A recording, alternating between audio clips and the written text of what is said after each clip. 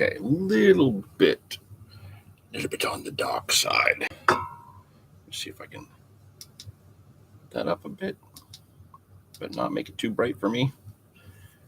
Fluff in my beard. All right, we are live for February.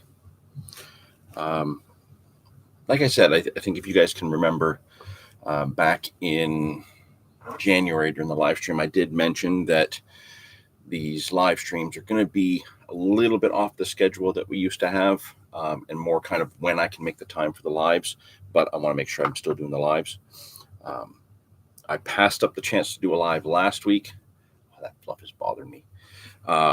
Just so I could go be on the bank. I hadn't been feeling well, and unfortunately, I completely blanked, didn't catch anything, but I got to have a good sit down and have a nice coffee with Dave Newman while I blanked. So it was a good day out. It was great to be on the bank again. But yeah, here we are. We're going to do the live today. A little bit out of the norm, doing it on a Sunday rather than a Saturday. Grimy Fishing, greetings. Good to see you in there. Thanks for joining along. Usually takes a few minutes, and then we'll get a lot more of the regulars to pop in. We always have a great crew of the regulars that pop in for these live streams and interact. So we'll give them a little bit of time to pop in. Like I said, being on a Sunday, it's out of the norm. Not something I normally do. Try to keep all of these related to Saturdays. Let me just get a few more messages out.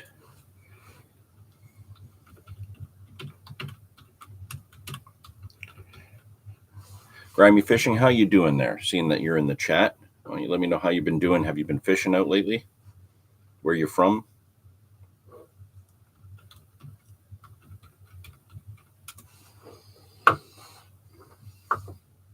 Oh, sorry, my head's all over the place. I got my screens going. I've got a few things to share today because, like I said, it's been a while. It was the beginning of January when we did our last live stream. I think it was around the 6th. And I had intended to do one earlier in February. Like I said, schedules didn't line up, and I'm not going to be really pushing myself to try and make sure I get the live done. Like yesterday would have been great. It would have been more ideal to fit with our Saturday plan. But I worked yesterday, and by the time I got back home, I was really tired. So doing a live was just not practical. So we're doing it today. And like I said, I've got a few things to go over.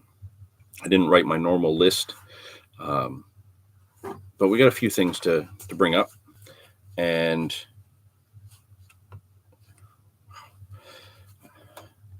these spontaneous things, I have to be more careful with. I just don't have everything ready.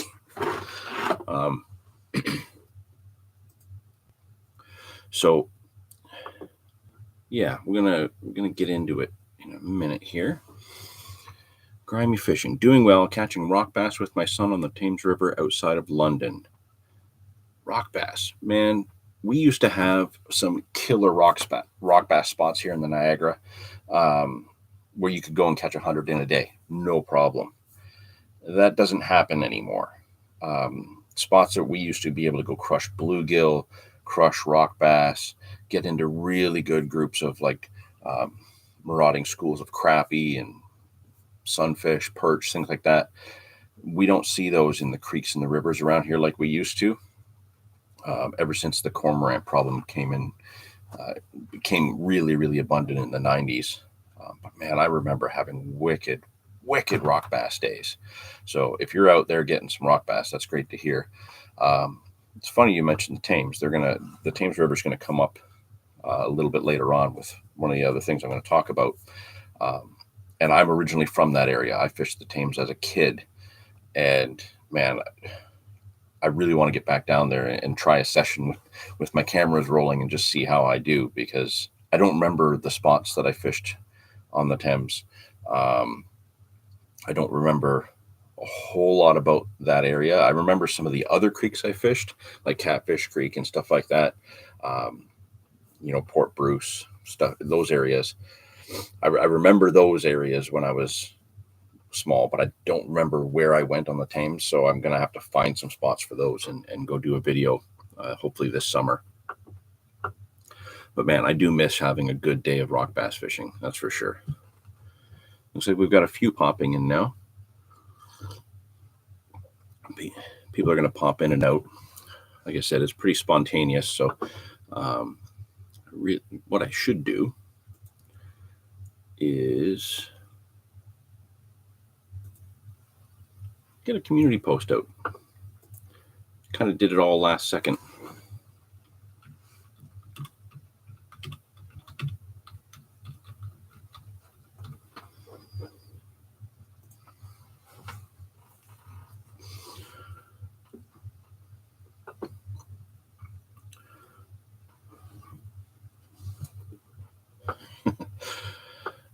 I thought I was prepared, and I've been sitting here since about 9 o'clock, just kind of going over other notes and working on a few other things. And it was one of those situations where it's like, okay, I've got like 3 hours, 2.5 hours, 2 hours.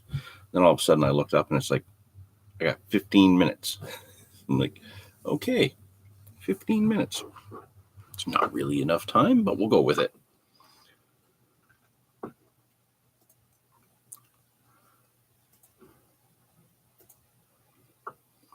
How many have you been doing? Well, you just catching a couple rock bass? Have you had a whole bunch of them, Grimy? How's it going there? Has it been a good session?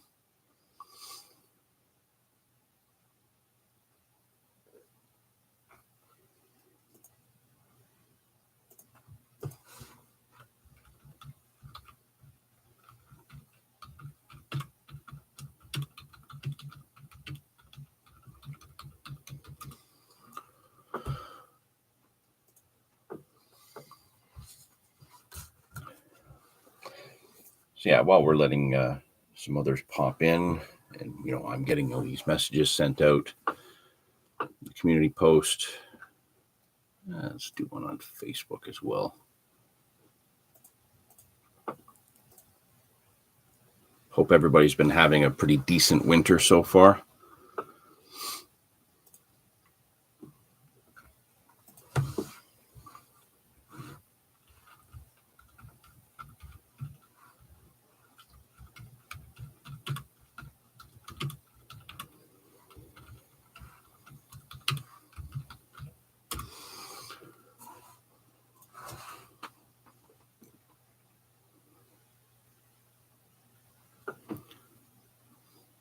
Wrong spot.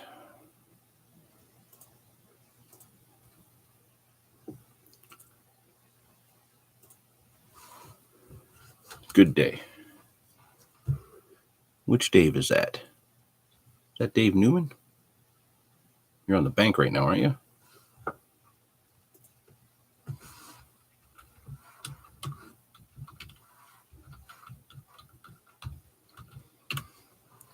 I can't tell by the picture. It's so small. Is that Dave Newman or Dave Pendlebury or one of the other random Daves? I know a lot of Daves.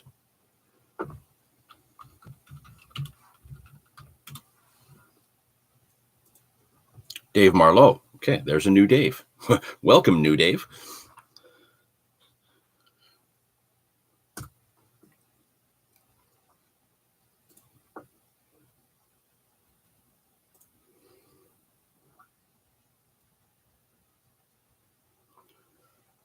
When it just says Dave down there, it's kind of hard because, like I said, I know a lot of Daves.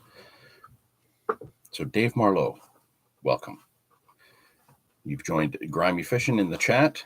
So anybody else, if you guys are just popping in now, I know we're almost 10 minutes in, little bit behind.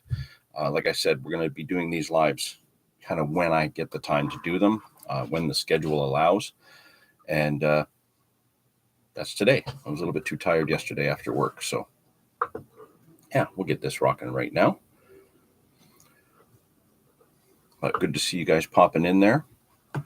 So yeah, after we had our January live,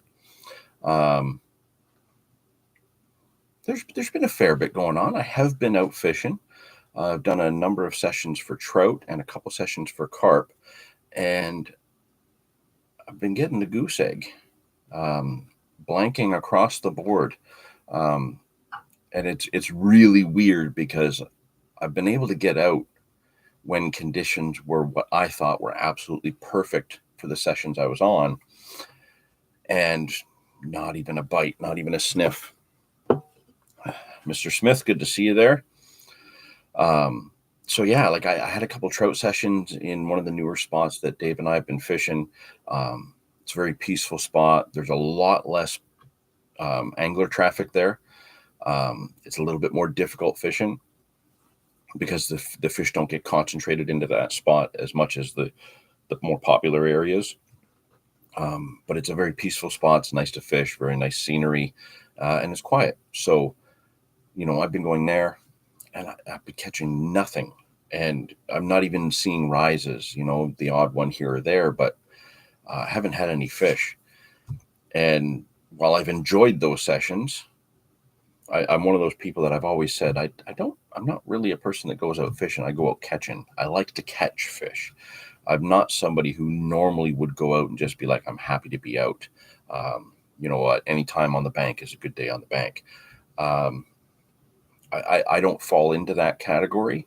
I like catching fish. And when I'm not catching fish, I get frustrated. But what I found was lately, despite the heavy blanking, I have just enjoyed being out, and it's very weird. I think I'm getting soft. It's really odd. Grinding fishing. Sorry to leave you hanging. I started driving after my last comment. Catching Rockies every cast with microplastic under a bobber. Every third or fourth cast with the fly rod. That is awesome. No need to apologize there. You guys are out doing your thing. The fact that you can tune in is just fantastic for me. I appreciate it. Every other cast. Damn. Or third or fourth cast. Microplastics under a bobber. Do you want to plug the brand of the plastic you were using? If you can, if you're driving, obviously don't do too much while you're driving, but what microplastics were you using? That's interesting. So yeah, the trout fishing has not gone well, but I have enjoyed getting out and doing it. The last few winters, I really haven't done more than one or two sessions, and I've been able to do a little bit more this year, and I've been enjoying it. I haven't had a trout since the birthday session, but I've enjoyed being out doing it, and I don't know, can't wrap my head around why I'm liking being out more than catching. I don't know, it's weird. So yeah, when I was going out in December, I was getting horrible conditions, but I definitely had more chances. Getting out in January, perfect conditions, and just blankaroonie. The river's been blown out quite a bit, so anytime the river was blown out, it wasn't worth going for trout. I would switch gears and go out and sneak in a couple of carp sessions, and even those I've been blanking. Haven't had a carp. Well, haven't had any fish whatsoever since New Year's Day. But obviously, any of you guys who watch the channel regularly, you would have seen one of the recent videos of the carp session I had where I did New Year's Eve, so the last day of 2023 and the first day of 2024, where I ended on a high note with a couple of really quality fish, and I started the year off with some nice fish as well. Since that session, I have not been able to not only put a fish on the bank, but I haven't even had a bite. And I've been out probably 4 or 5 times. So it's kind of weird. I had a great day, more of a morning session a couple weeks back where I sat down with Reg Doucette, legendary local angler, and a guy that we are proud to have a member of the Canadian Carp Society. Sitting down there with Reg, I put the rods out. For whatever reason, Reg didn't put the rods out. We just sat there and chatted. And I had a couple of indications that day. Conditions were absolutely perfect, but it was a blank. It was about 6 hours of absolutely nothing. But I had a great catch up with Reg. And with that said, let me just try and bring up here.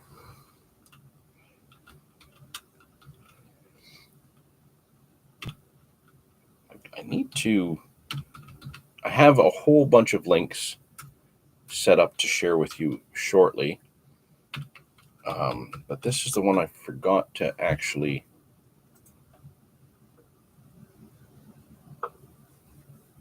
save on my notes here. As I said, Reg is a legendary local angler. Pretty much everybody around here knows who he is. He's been a longstanding member of the Canadian Carp Society, and we are lucky to have him in there, let me tell you. But Reg and a couple of his buddies, Gerald and James, they've actually started their own YouTube channel. Now, they've been sharing it through the Carp Society on our live feed of, social media, aspect of the Carp Society website. I don't know if it's gotten enough out there to the rest of the public, but they have a new channel called Fishing in the Basement with the River Rats. And it's a good channel. I haven't gotten through all the videos yet myself, but I'll tell you right now, the videos do deserve more views than they've had. So I'm going to just drop a link right quick here in the chat for any of you who want to check that out later. Basically, when you think about just Reg by himself, this is decades and decades of experience fishing many different species. Anything this guy has to say in a video is going to be useful. So definitely check that channel out, subscribe to it, give him the views, give him the comments. You're not going to be disappointed. Like I said, he's a multi-species angler. It's probably going to be more carp heavy for a while, at least, because the other anglers involved with him are more carp anglers than multi-species. But I'll tell you right now, if you want to ask Reg a steelhead question, he'll have an answer for you. Very, very deep wealth of knowledge there. So check that channel out, Fishing in the Basement with the River Rats. They deserve more attention, so let's share that on.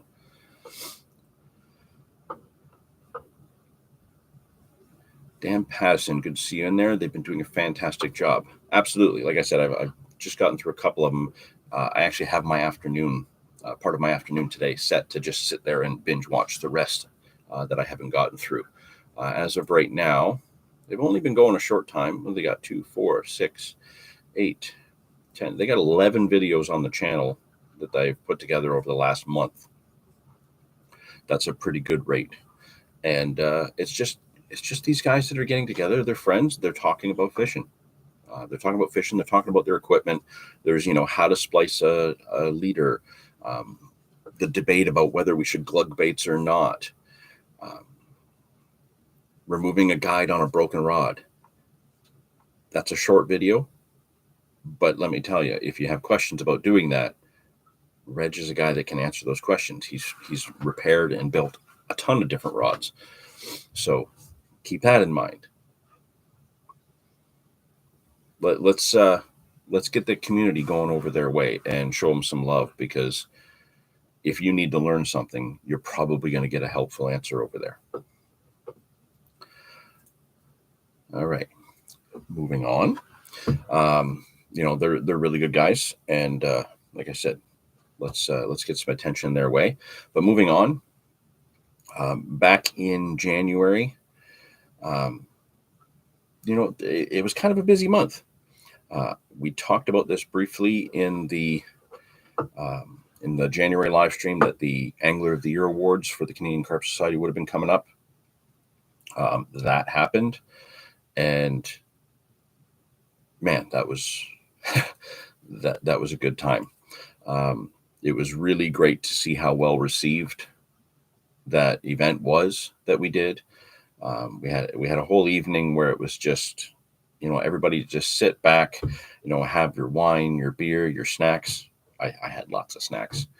I think I touched on this a little bit previously, but to be able to see the awards go out to people and the honorable mentions go out to people that the membership felt deserved it. Right. This was all voted for by members. And, I'm really proud of how that all went together. And you might be able to see just hanging over my shoulder here. Just received this in the mail the other day from our head honcho, Wayne. Let me just see if I can get this down here. Everybody who did actually win an award in our Angler of the Year award ceremony received, well, nothing short of something amazing. Sean, who got the overall Angler of the Year award, well deserved. He got a beautiful trophy, and if you are a member of the Canadian Carp Society, he did a very nice post on our feed where you can actually see the trophy and his kind, gracious words for accepting it.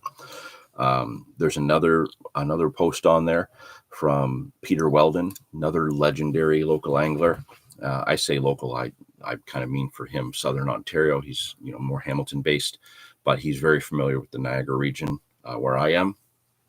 Peter won the Hardcore Angler Award, which was well deserved, and I tried to give him a run for his money on that one, but yeah, if Peter Weldon's going to take the Hardcore Award, you kind of just sit back and be like, yep, you're a little bit more hardcore than I am. So it was great to see him win that and to see that he got that medal. And funny enough, I didn't actually know that these went out until I saw the posts because I hadn't opened my mail yet. And I was lucky enough to receive the Mentor Award. I know it's a little bit blurry. It's a beautiful little medal and one that I'm very proud to receive and accept. And it's going to hang there for now. Let me get that turned back around. I had it right before. So I'm quite happy about that. So to see that the membership really did find the Angler of the Year award ceremony very entertaining. People were very proud to be part of that community. There was a lot of interaction, which was great. We did a lot of shout outs during the event, both Anthony and I who hosted it, and then being able to watch the live chat as that was going alongside of it. The great shout outs that so many members had for other members was fantastic. So it's really amazing to see how well the community came together to share the kudos to those that they thought had earned it. But not only that, you had kudos going out to just groups of friends. Some of those small groups of friends who have become friends because of the Carp Society. It turns out that, oh, hey, I'm a member and we live 2 blocks away. Let's fish together. There was a lot of that has happened, and that was really great to see as well. So for those of you who aren't yet Canadian Carp Society members, but are carp anglers, doesn't matter where you are in the world. You can be in the States, you can be Europe, you can be in Australia, doesn't matter. Anybody can be a member of the Canadian Carp Society. You just have to fish carp, right? And there's tons of benefits. There's a whole new benefit that just got added in, I believe today, from Kayam Carp, our friend Toronto James, who has launched Kayam Carp. He's had a partnership developed with the Canadian Carp Society as well. And, you can get a lot more information on that on our site. So just go over to the Canadian Carp Society website. You'll see all about our different benefits from a lot of different companies. We did the video not too long ago in November where I was fishing smallmouth bass in November using BAM baits. They're a member or a partner with the Canadian Carp Society. They do soft plastics. You wouldn't think to pair that for carp fishing, but many carp anglers are multi-species guys. And as soon as I got my hands on some of those soft plastics, I had to go try them out. And I got two really big smallmouth bass that morning. And because I'm a Carp Society member, I got a discount on those BAM baits because that goes with being a member. You get a lot of benefits. And that was really cool. So yeah, Kayam Carp has now joined the partners and benefits with the CCS. So check that out. After we had that event, and like I said, it was awesome. There wasn't really a whole lot going on. It's January. Times are quiet. People are trying to get out ice fishing. Lake Simcoe was up and down. Some people got out, some people didn't. I wasn't really willing to risk a 2.5 hour drive to go sit on 3 inches of ice because I'm not that ballsy anymore. When I was 150 pounds and 20 years old, oh, man, I would have been out there in a heartbeat. I am not that person anymore. I'm mid 40s and 270 pounds. I'm not going on 3 inches of ice. I'm not going on 4 inches of ice. You give me 6 inches of ice, I'll go out gingerly. We just didn't get the safe ice that I would have been comfortable with going on, so I didn't get any ice fishing in, which sucks. Now, last week's session, while I sat there just having a nice coffee with Dave Newman and his dog, had 3 lines out for carp, but there was so much drifting ice, it was really hard to keep the lines in place. At one point, I was even throwing rocks to break the ice between shore and open water, just so I could be able to get a line through if I did hook something. I didn't, but it was enjoyable to be out. It's been that tough transition point where we're not really getting the harsh winter that we need for ice fishing and more hardcore trout fishing, and we're not really getting the kind of early spring that we need to kick other things off. It's been very up and down with, plus 10, plus 8, plus 10 during the week. And then, minus 10. It was minus 10 when I went to work yesterday. It was like plus 8 the day before. It's just absolute insanity. So we're in that weird transition that we all have to suffer with. It normally only lasts like 2 weeks, but it's kind of been like 3 months. So there wasn't a whole lot going on after we did that Angler of the Year Awards. What do we got here? Dan Pattison, even in the Kawarthas, 10 inches in one spot, walk 10 feet, and you're on 2 inches. Time to get the long rods out. Yeah, I'm not going out on even ice anymore. It's just not worth it. So yeah, with not a whole lot of, the fishing not being great around here, at least not great for me. It was a lot of work and I wasn't really getting anywhere, but I did enjoy being out. What I was happy to get to go to, which I hadn't been to in a few years now, the St. Catharines Game and Fish Association had their annual tackle swap in St. Catharines. Wayne Smith, got to run, taking the boys snowboarding. Have fun. You and Finn have a great time. Remind me that I have goodies for you. Is it cookies? I hope it's cookies. Good to see you there. Go have fun with Finn. The St. Catharines Game and Fish Association did their annual tackle swap at Eden High School in St. Catharines just towards the end of January there. And at one point I was going to try and actually do a live while I was there, but it was packed. If you were one of the people that got in there for those first 2 hours, man, if shoulder to shoulder really pushing people around. I went with Dave and I went with my buddy Jeff from work, and we walked around and there was deals on tackle everywhere. And I go to these little shows when I can for a couple of reasons. I really like, it's kind of like almost the flea market garage sale vibe where, there's tons of used tackle there that you can get a wicked deal on.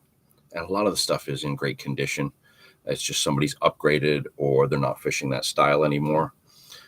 So like when I went a few years ago, I was able to get a couple of reels and some tackle. This year, I grabbed a bunch of different tackle, some of it from like the used bargain bins, things like these road runners, little jigs with like spinners on the head, kind of like beetle spins, but instead of having like a separate wire, the spinner's actually attached to the head. I grabbed a bunch of those because those can be really good in the whirlpool for rainbows and browns, and Lakers. So just change the soft plastic on them, drift them under a float, boom. I haven't used them yet. I haven't been going to the whirlpool. I've been going to other spots. The whirlpool is just so much work, and there's so many people. It's tough, but that's where the fish are, and I really need to drag my butt down there. So yeah, the bargain bin was great and really enjoyed that. Um, I did also one of the other things I really like about these little tackle swaps is that you get a lot of these independent companies, these mom and pop operations, these dudes in their garage operations that make lures, make tackle, make rigs, things like that. I love seeing that stuff. I don't always buy from them because a lot of times it's stuff that I can make myself. So when you're dealing with like rigging and things like that, I like to do that stuff on my own. Um, some of them, it's the same molds that people buy, and they make their own soft plastics. So you might get variations in color, but overall it is the same bait. You do see that a lot, but it's somebody just having a good time with trying to turn their hobby into something that makes them a little bit of extra money. So I'm never going to knock it. It's just I won't buy from all of them, but I'm really happy to see all of them there. I don't really go to the big shows anymore. It's been a few years, probably 2016, I think, was the last big like Toronto Sportsman Show or spring fishing show thing that I went to. Just those big shows aren't for me anymore. Not really. I might go to one here or there every couple of years just because I'm going with somebody, but I'm not going out of my way to go to those big shows anymore. It's not exciting. You don't get the same kind of deals, and you don't get to have that more interpersonal interaction with people who are, like I said, the mom and pop get-togethers, the people who are doing it in their garage sort of thing. That's what I like. I like, I can sit there and talk about something like this with somebody who's doing this on their own, rather than somebody that's just trying to push you out of the way because there's 500 other people that are going to come by in the next 10 minutes that they might get a sale from. So that's why I like these smaller ones more. Dave Newman, good to see you. Doubleheader carp this morning. Are you at the hot spot, or are you at the industrial spot? So yeah, while I was at the St. Catharines Game and Fish tackle swap, like I said, I bought some of those the Roadrunner little spinners from the bargain bins, and I looked at everything, did multiple passes, and some of the things that I did a pass, I'm like, okay, that one's in my mind, I'm going to go back for that. I come back around and it was gone. They had there was one vendor that had a whole bunch of Riversider rods, and for those of you that have kind of been around a while and paid attention, one of the trout rods that I have is a 10-foot Riversider rod that I've absolutely fallen in love with. I was actually using it for my match fishing as well, and I did buy another one back in the fall. So I have two 10-footers, and while I was at the tackle swap, there was a vendor that had like three 8-footers, and they were a wicked deal for brand new rods.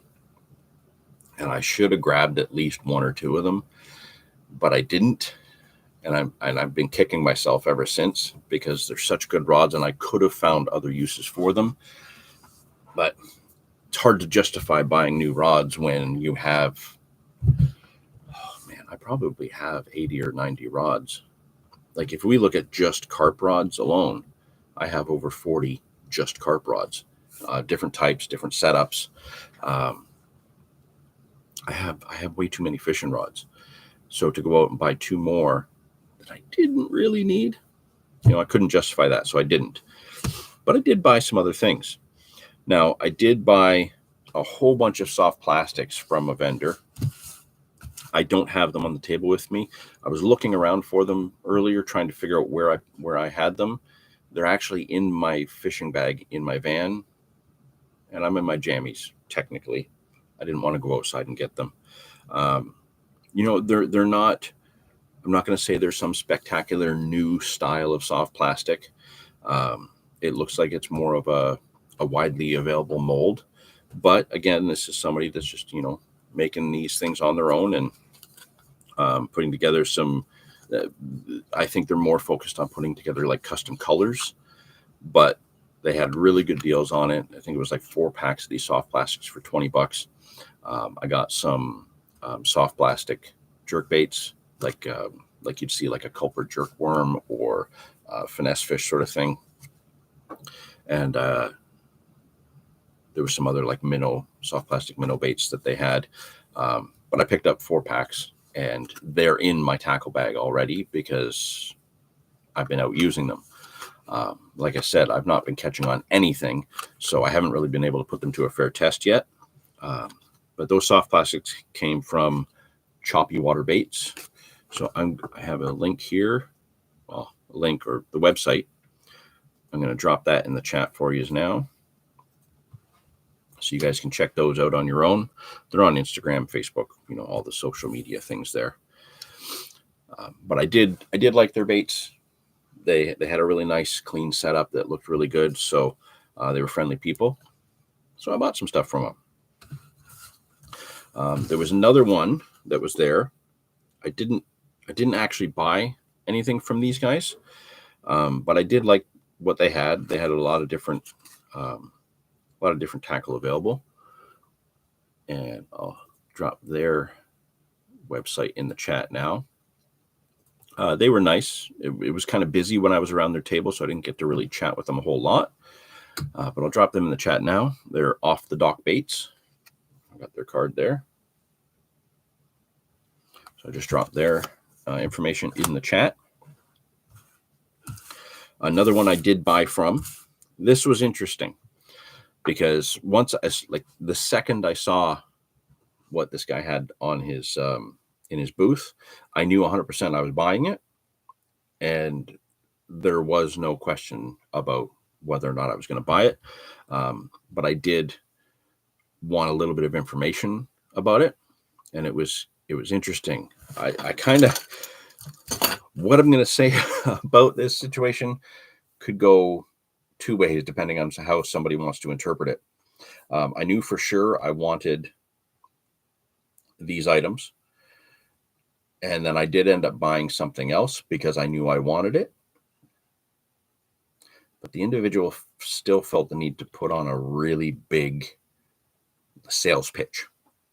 Wasn't necessary for me whatsoever, and it kind of was a little bit pushy, but the guy was passionate and enthusiastic, so I'm not going to knock that at all. But I think maybe you need to tone it down for somebody that already knows what they want. Just saying. So these were what grabbed me right off the bat. Trying to find plastic blade buzz baits has not really been easy for me the last few years. I'm kind of specific with how I like fishing buzz baits, and I want plastic blades so that I can fish them slower, and I want more than 3. I hate every now and then I find plastic blades and they're just double blade. This one has 4. I prefer 3, but I'm not going to say no to 4, just because I like the sound. I like the castability. I like the slower retrieve that I can make with these. It's also got a little fin that kind of bounces off of those. This is just a little hook guard, by the way. So I saw this white one, knew 100% I was going to get it without a doubt. And then I saw this kind of chartreuse and brown. I try to always have one light, one dark, because I love fishing buzz baits like this. These came from Blind Rage Baits. Now they are kind of popular in that independent tackle scene. I know that they pop up at pretty much every show. I saw these. I knew 100% I wanted them. He still went into kind of a big pitch about them. Unnecessary, but cool. Sat there and, listened to his passion. Knowing that I was getting those, I wanted something else. And they did have something else they call their Dragonfly. Those, again, are also out in my bag in the car. They don't like calling it a beetle spin, but it's very similar to the beetle spin, where it's got a soft plastic jig with a big arm and a blade on it. They're very well done. They're quite big, and I knew I could use them for lake trout, which is probably not what they were intended for. I just asked them, pick something else for me to buy, pick something else to sell me, and I'll get it, because I was already giving them the support by getting these buzz baits. I just wanted to get one other thing while I was there. And rather than just point at it, and take the sale that was going to be immediate anyways, he actually got me to wait and got 3 other people kind of over so he can do a big sales pitch on this Dragonfly bait. And again, completely unnecessary. You had the sale with me. Put your passion and energy into the people that you might not get that sale from and turn them. Those guys all ended up walking away halfway through his spiel. I stuck around because I wanted to buy the damn bait.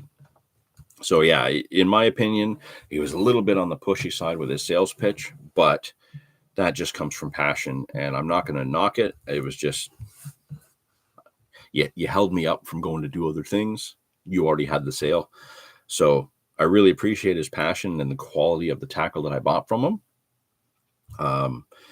But if I were to bump into him again at another show somewhere, I think probably what I'm going to do is just kind of like grab the things off the shelf, throw the money at the person at the desk, get the hell out of there, because I don't want to listen to any more of the long-winded spiels. But yeah, that was from Blind Rage Baits, and the quality of the tackle he had was very good. Not going to knock that at all. I'm happy that I bought it, and I'm looking forward to using them. There's a link to his information there in the chat as well. Okay, so Dave Newman is at the industrial spot. He's had a couple fish. Grimy Fishing. I use the ones from Blackfly. He makes them without the clacker by special request. Limited colors, though. I have heard of Blackfly. I've not encountered theirs, but I know they're on social media. I probably follow them on social media. So if I do bump into them at a show somewhere, I'll have to pick up some of theirs as well. So yeah, the Blind Rage Bait stuff, really nice stuff. And if I encounter them again, I will want to get more. I want some of the spinner baits as well. I just have to try to make sure that I don't get roped into the long-winded chats, because I like what I see. I know what I want. I just want to be able to, spend my money and get out of there for some of those things. Other things I do want to sit and chat with, but it's going to be different than, those kind of things. Those kind of lures, I just want to grab them and go, because I know they're going to work. I know where they're going to work. I know what they're going to work for in the way that I fish them and the fish that I go for. So those are kind of like no question lures. When I go into a tackle shop or Canadian Tire or something like that, where I'm going to buy, let's say, crankbaits, I know exactly which ones I want. I know exactly which styles. I know exactly which sizes and which colors. It's a no-brainer. I can just go in, grab them off the shelf, and get the hell out.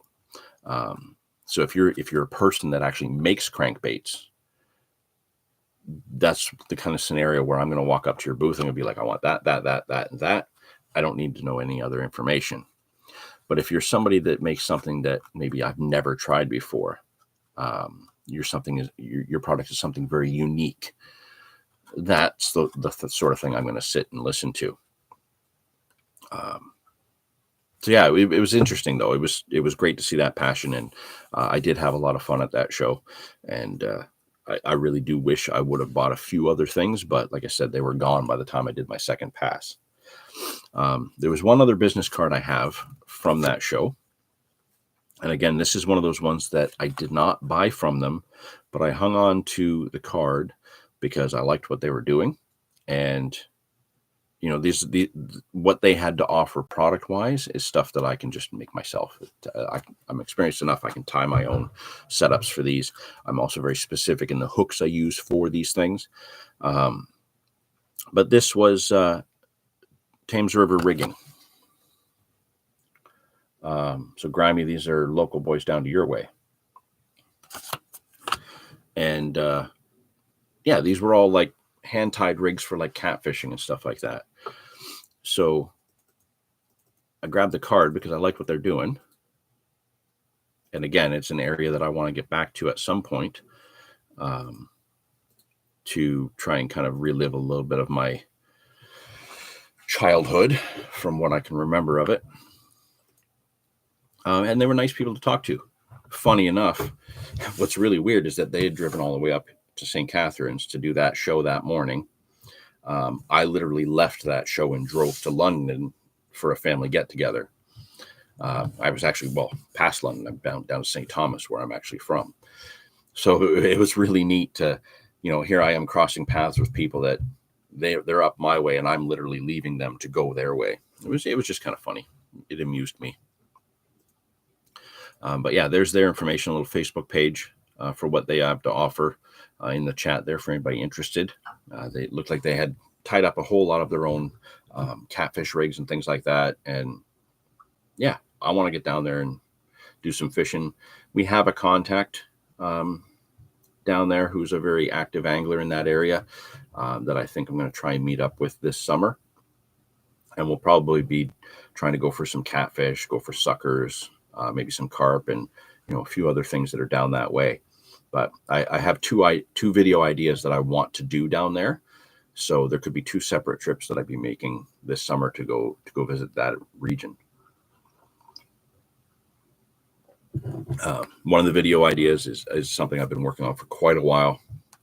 I basically need to work out the time allotment with also a place to stay near where I'm going to be. And I'm kind of on the fence with two different ways I'm going to do about it. I have a lot of family down there. I can stay with any of them, which would be great for kind of like a base camp. Or I can tie it into a whole other thing that I'm prepping to do this year for a few video ideas that I don't want to let the cat out of the bag too much on that yet. But yeah, I will be down that way to do some fishing. So yeah, check out Thames River Rigging. If you're somebody that likes to buy pre-made rigs, or if it's somebody that you want to get a hold of and maybe have them make some custom rigs, they might offer that. Check them out. So I kind of just hinted at something and this is something I keep hinting at, and I'm not really giving away too much because I'm trying to wait till I have more of the equipment. But I got a couple of things that showed up recently. And so I might as well tell you what these things are, and maybe you might be able to figure out what some of the stuff is to like in relation to what the video ideas will be. So this comes in a little bag. These are little camp pots.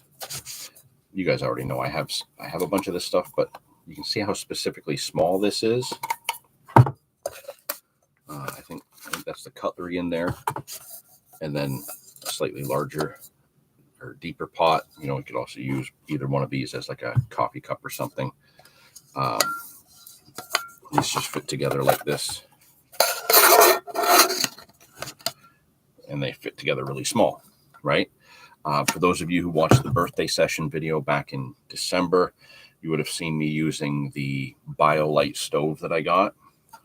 That really cool little fireplace that has that fan that keeps the fire going and charges your phone at the same time. I have the full setup for it, like the grill that hooks onto it and all that. These will go well with that. It comes with its own, kettle cup pot thing that actually everything folds into. That whole unit folds up just slightly larger than this. So if you think about these camp pots and that setup being very small, and then you look at this item, this way so you can read it, an ultralight 3-season sleeping bag, which is about the same size as the cookware that I have. I think this might give you an idea of something that I have in mind that I want to do a series of videos on. And I kind of want to go do some ultralight camping and fishing. Some of you will have noticed that some of my fishing gear, some of my setups I've got that fold up really small. I've got the really tiny pod, those really short extendable 9-foot rods that fold up really small in their case. And you'll notice, some of you with a keen eye who saw the last carp video will notice that the tackle bag that I've been carrying is just like, it's super tiny. I have a few spots where I want to go do some overnighters, but I don't want to carry a huge barrow or haul a big barrow or a big wagon. Basically, I want to be able to just throw everything on my back, carry it into a spot, do an overnighter, do some fishing, not necessarily just carp fishing. There's one spot that I want to go do some fly fishing by hiking into the area. and having a very light setup. Um, so there's a number of different kind of fishing aspects that I want to involve with this ultralight camping as well. And just, quick little overnighters in most cases. There might be the odd one that's a couple of days in a row, but, a little bit of just simple hiking in, ultralight camping, a little bit of bushcraft involved with the fishing. That's kind of going to be more of like an all-encompassing natural experience that I like to do, that I very rarely get to do these days, and I used to do all the time as a kid. Uh, when I was a teenager, it was regular for us to just load up our gear, go down into the gorge, and fish the whirlpool all day, and then hike around and find another spot and fish all through the night. Just pop a tent, or in a lot of cases it was just a tarp tied up on sticks and held over us to keep the rain off of us or keep the heavy dew off of us. And we would just camp down in the gorge for sometimes a whole weekend. I miss doing that. And with the carp equipment that we have nowadays, with the big bivvies and the big bed chairs, don't get me wrong, I love that level of comfort. I really, really do. And when it's a case that, I don't have that far to go from the vehicle, or I'm fishing right out from the back of the vehicle, that stuff is luxury. I love my 2-man chub visor bivvy, my chateau on the river, as I always refer to it. Being able to just spend a couple of nights in that on a proper bed chair with a really nice heavy duty sleeping bag, the full cooking setup. I absolutely love that level of comfort. And now that I'm the age and rough shape that I'm in, that level of comfort really, really helps me enjoy my fishing experience that I'm involved with that. But I really miss the rugged nature of, the whole ultralight, just what's on your back kind of thing, getting into some spots that I go to. And a lot of you guys know, if you've been around the channel a while, you all know that I really love going into spots that other people won't. I like pushing the boundaries of being a little bit more uncomfortable for the sake of a quality fishing experience. So I will plant myself on the side of a hill where it's really difficult to sit if I know I'm going to get into good fish. And same sort of thing with this scenario, with this ultralight camping setup. I've pretty much let the cat out of the bag on this one, but I have more equipment that I'm going to be ordering to go with this. And the idea is the sleeping bag. I'm not sure if it's going to be an air mattress or a cot. You can get like actual like bed chair type cots that fold up almost as small as that sleeping bag there. I have the simple cooking setup already. Basically, shelter, sleeping bag, cooking equipment. I have a nice new cooler bag that is relatively small, that will hold ice and stuff for super long time. And then my smaller tackle setups. If I got the really small carp fishing setup that I can take minimal gear. A lot of my bass equipment, I do have a lot of one-piece rods, but I have a lot of two-piece rods for both bait caster and spinning, that I can tie them to the side of a pack very easily. The idea is full camping and full fishing setup all fit into, say, like a 60-liter rucksack, and go.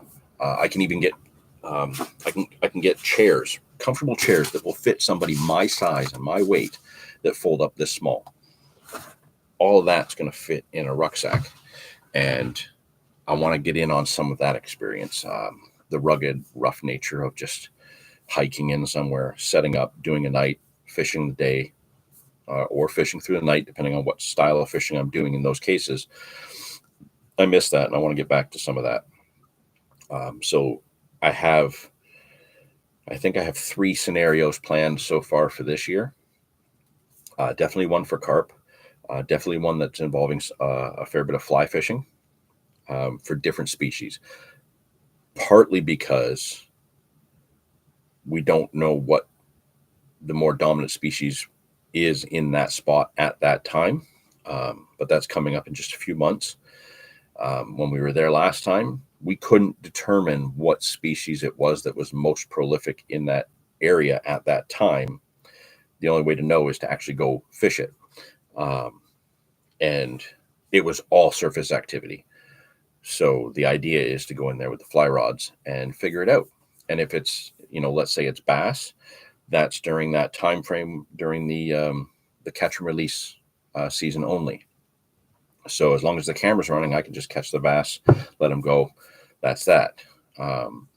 If it's something like huge schools of rudd or small schools of trout or something like that, it could be really interesting to factor some of this other styles of fishing in that I like to do and that I want to do, but with the ultralight camping stuff. So I don't have a whole ton of gear there that I've got to deal with as well. So yeah, that's kind of where that plan is coming into play. And like I said, 3 scenarios for sure. Definitely carp, definitely some fly fishing. And I have another spot that I'm not going to give that away yet. But technically, oh, screw it, I'll give it away. I want to go do some muskie fishing through the night. And I have a spot where this ultralight camp setup will work best for me to go do that. Because it involves a lot of moving around. And when I want to stop and rest, I can very quickly put all this ultralight gear up, get some sleep for a couple hours, and then go right back to it. But it's going to involve some shore fishing for muskie. So those are the 3 scenarios I have planned for that. I'm going to try my best to do them this year, but I got to do what I can. I actually have, this is my list. Sorry, you can see this whole big list there. That is my 2024 video plan list. And every couple of days, something else gets added onto that. And these are all different things that Dave and I are either working together on with some of the series that we have planned, or just things that I want to do that I haven't done for a while or haven't done yet. We got a bunch happening in the chat all of a sudden here. We got Tyler 420. Good to see you. What's up? How much have I missed? Well, you can probably skip the first 10 minutes or so of this when you do the watch back later, because it was just me being flustered trying to get everything going. We had grimy fishing right away, and then we had Dave Marlowe pop in.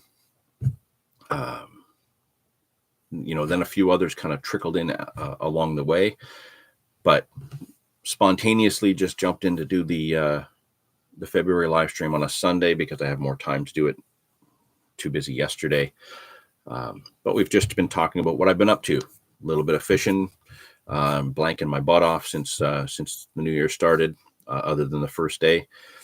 We talked about the St. Catharines Game and Fish Association tackle swap that I was at and kind of what I did there.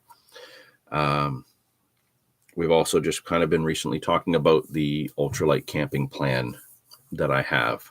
So when you do get to go watch back, you'll get a little bit more detail. Grimy fishing. I've been talking about fishing the lower Niagara River for decades. I still haven't made it happen. Well, this is the one thing that I say to everybody. If you've never fished the lower Niagara grimy fishing, go with somebody for your first couple trips that has done it before.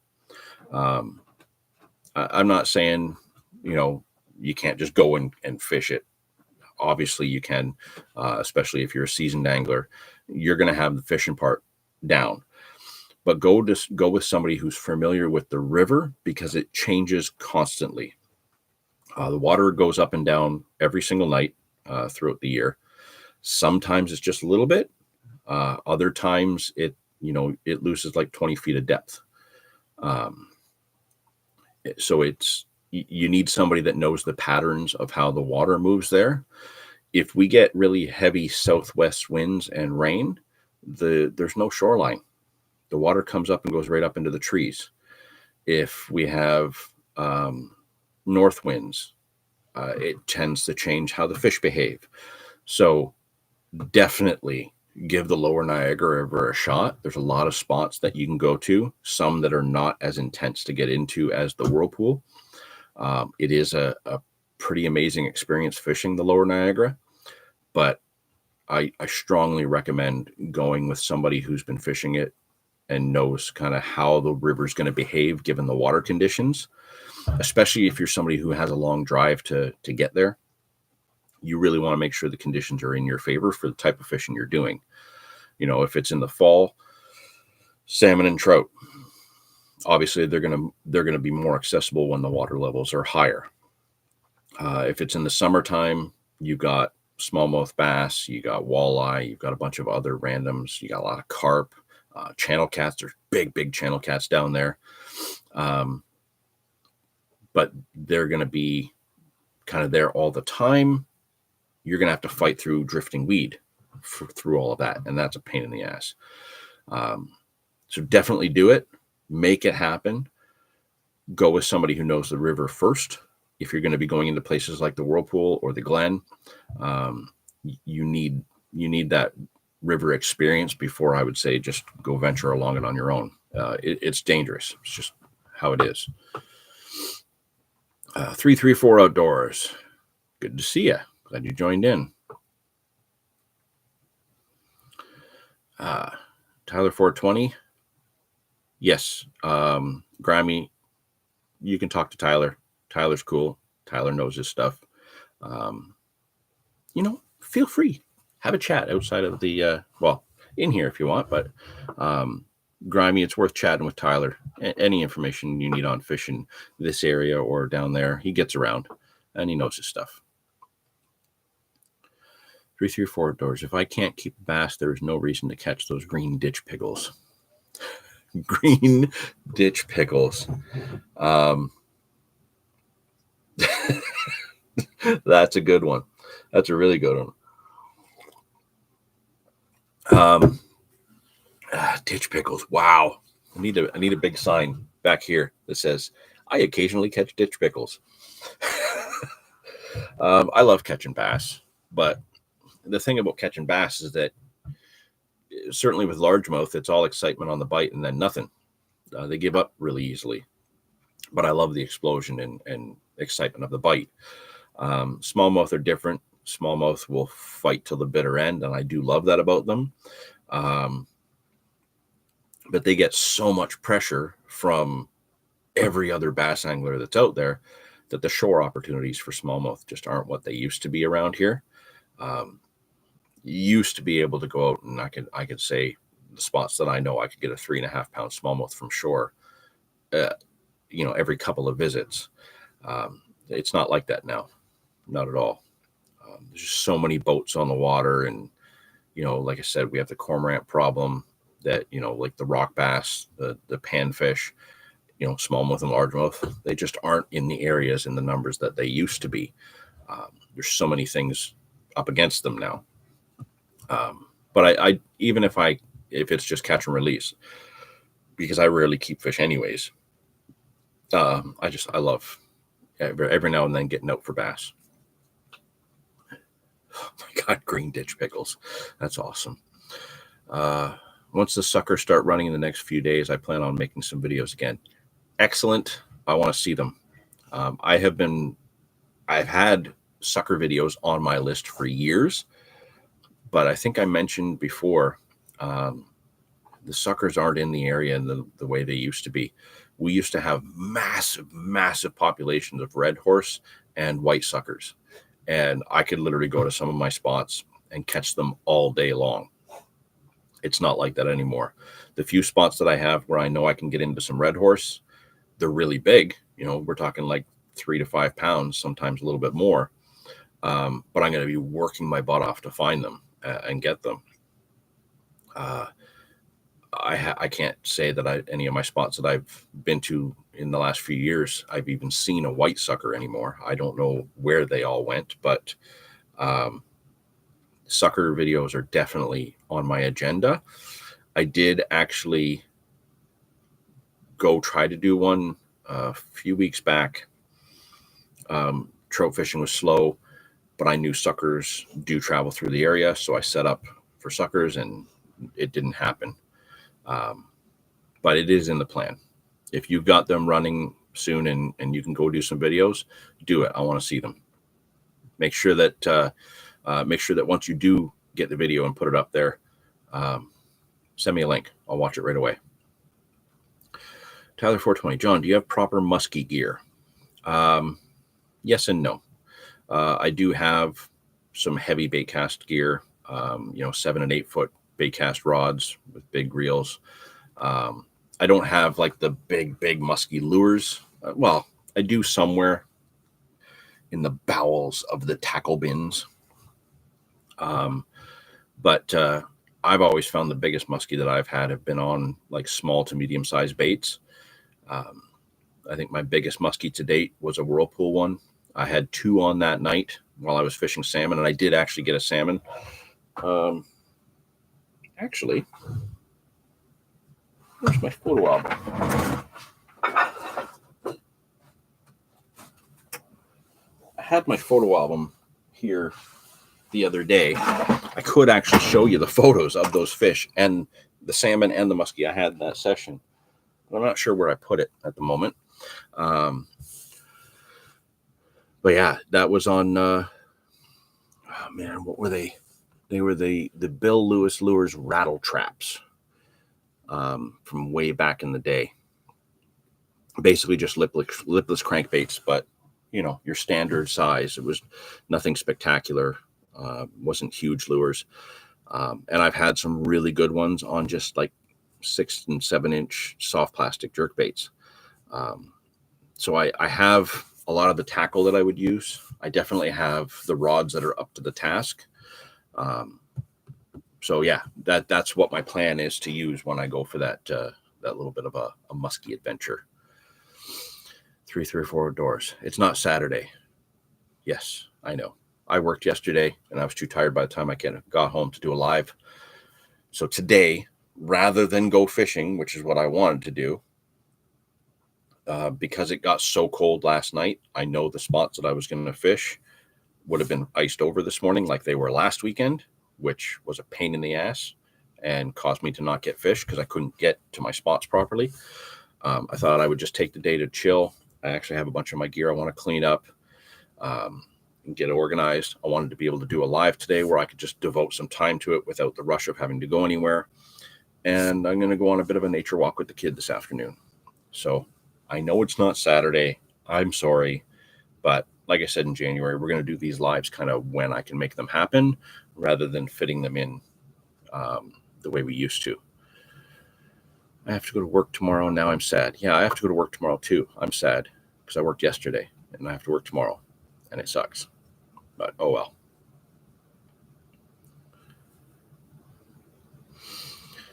Grimy fishing, Tyler. The only time I catch carp is when I foul hook them trying to catch bass.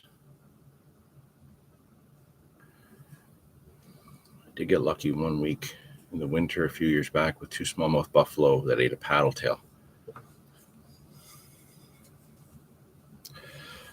Buffalo. That's another one that I need off the list. Never landed one. So when I do venture down that way, that's one of the things that I'm after. I know they get really big in the Grand, and there's certain times when they're moving through that they're a little bit more accessible. I'll get a buffalo at some point. The rising water is what keeps me from going alone. Absolutely. Get somebody that's fished it a few times at least, just so that 1, you're not alone, and 2, you've got somebody who knows the river a bit. I know there is tons of anglers from your area that come up here every year and fish this river because I encounter them all the time. Way back, kind of before the internet was kind of in everybody's homes. I remember I had an apartment. I was single. I was fishing. I was working in a greenhouse every day. So I had my evenings to do nothing. And I lived kind of like perfectly. The greenhouse I worked in, then there was where my apartment was, and then the whirlpool. So like I could literally ride my bike home from work, stop, get my fishing gear, keep going just a little bit further, and I would be fishing the lower Niagara. And we had this is back in the days of like little notebooks this size that were just full of phone numbers. And I had phone numbers from probably 5 or 6 different guys that were in the London area that came up here. We referred to it as the network of guys that like up in Barrie, Oshawa, London, Toronto. A lot of these guys would call me for water conditions on what state the river was in and if fish were moving, because I was there so much, and being the local, I could get that information quickly. And they would let me know if they were coming up because the conditions were good or not. And, I would go meet up with them and fish with them. And it was a lot of fun. These guys would be like, they would bring up different tackle or something that I couldn't get to because I couldn't drive at the time. So I couldn't go to a lot of these shows and shops and stuff like that. So they, for my trouble of keeping them updated on the river conditions, they would bring me tackle, or they would bring me I used to get a lot of different pepperettes that like were homemade and stuff. I hardly ever eat them anymore, but yeah, it was kind of a neat how this network thing worked. Now it's all the internet, so you just go on, hey, what's happening on the Lower Niagara River, and there's 500 people that have the information. Or if you're a member of Tyler's community, niagarafishing.net, you get that information on there as well. Let's see here. Choctaw bass are kind of cool because they only exist here and fight better than largies. Well, yeah, because you're in that weird spot where you have everything's kind of unique and alligators can eat you while you're fishing. But that's pretty cool. So those are kind of like a subspecies of largemouth, kind of like spotted bass are, stuff like that. Drazen, hey John, when will we fish together? I have no idea. Probably when we bump into each other on the bank. 3-4 doors. We only have spotted suckers here, and there is no rod and reel fishery. We catch them in baskets and nets for food. Interesting. Very cool. I would definitely like to see a video on that. I've worked them on fly gear before, but it gets snaggy. LP, what's up, Johnny boy? This, the February live stream. I'm running the most infuriating predator trap line I've ever done this week.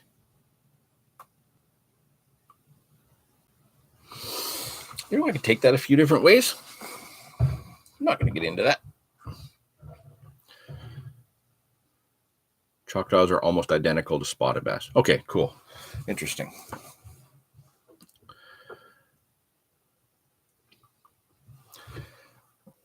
So yeah, kind of, for those of you who have been following along, you kind of have an insight of kind of how the last month and a half or so has gone, kind of what some of the plans are going forward. I really appreciate that you're all in the chat and interacting. I know I'm not an easy guy to get together with and fish with. A lot of my stuff is spontaneous. Suddenly I have 3 hours here. Okay, I'm out on the bank. Or if I have a plan that I need to go and kind of do a video, I generally don't try to meet up with people, because I need to just go get the video done, get fish caught on camera, and get home to edit and stuff like that. Sorry, Jason, but trying to meet up with me is it's just not easy, because I don't make time to go fish with other people all the time. So if we bump into each other on the bank where, one of us is fishing a spot and the other one walks up on us, well, that would be most likely when that's going to happen. Oh, man.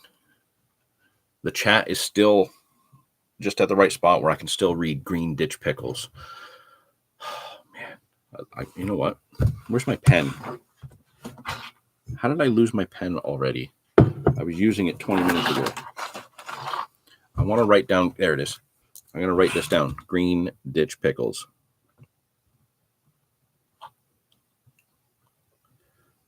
What I need to do is I need to go do a video for bass, and I need to title the video Green Ditch Pickles.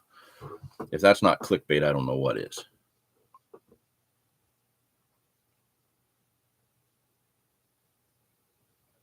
Scale count and rakers are the only physical differences. It took DNA to make them their own species. Interesting. I imagine if I just searched Choctaw bass, I could probably find a cool video about them, or people. I imagine you just fish for them like normal bass.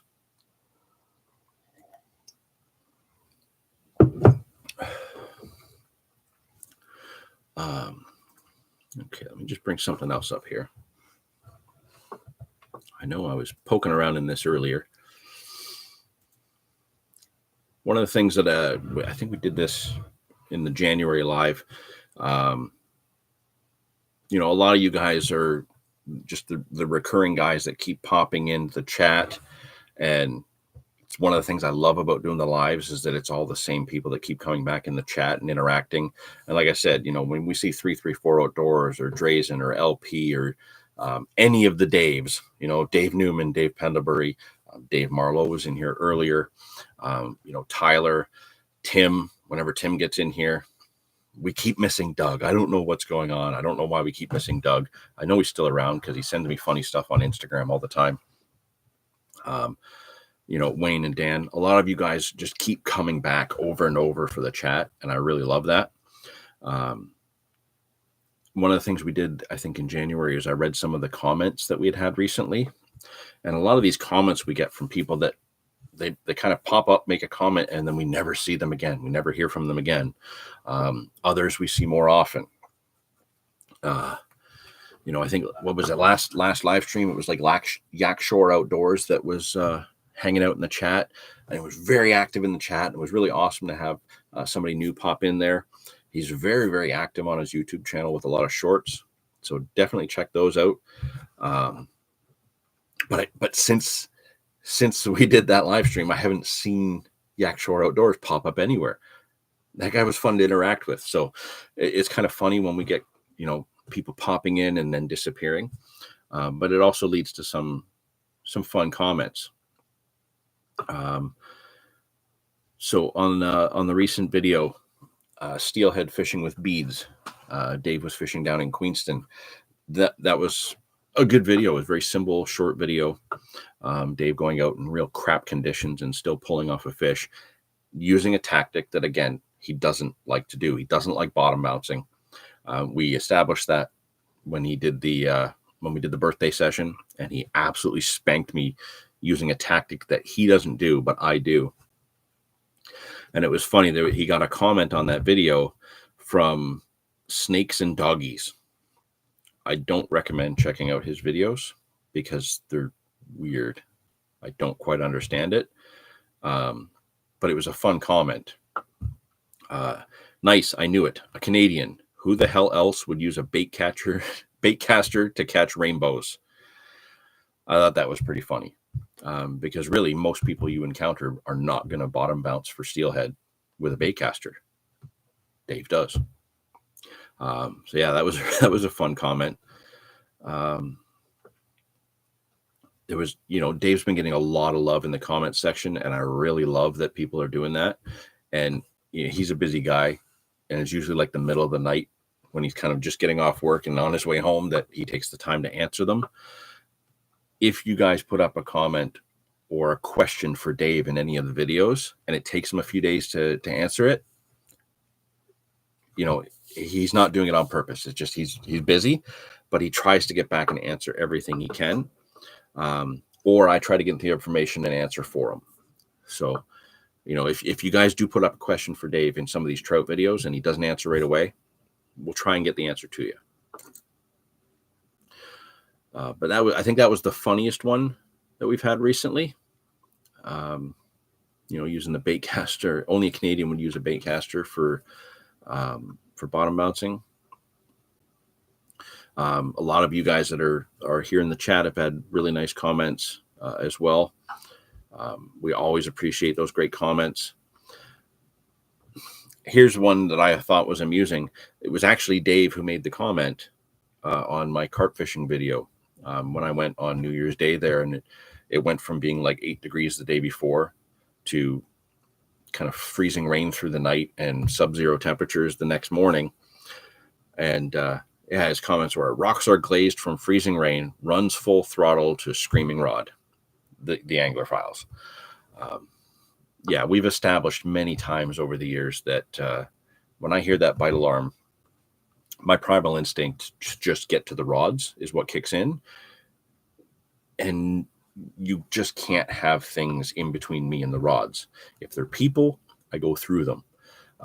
If there are trees, I tend to run into them.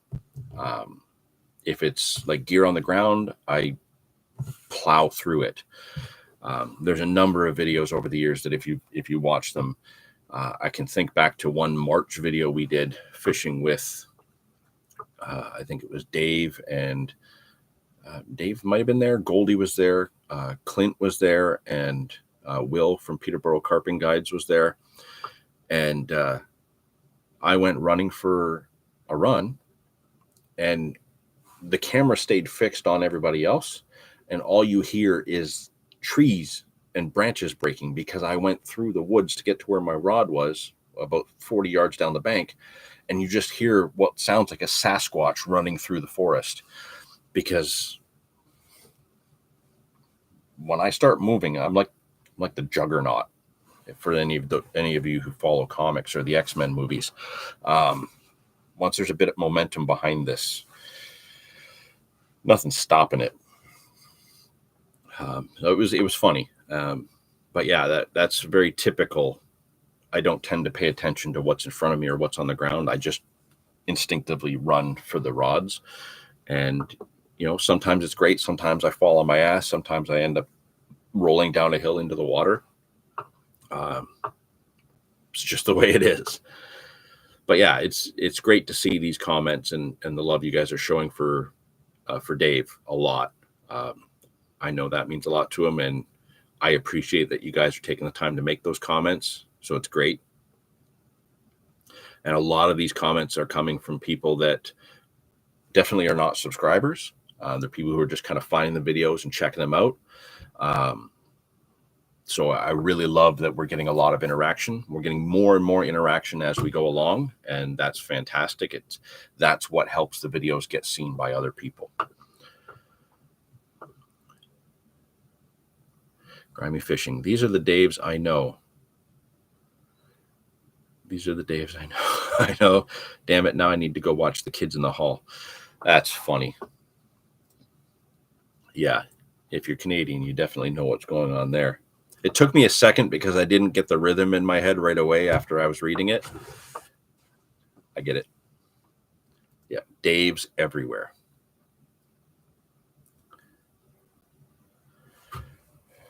I'm impressed that Hiroshi Nishin holds Dave in such high regard.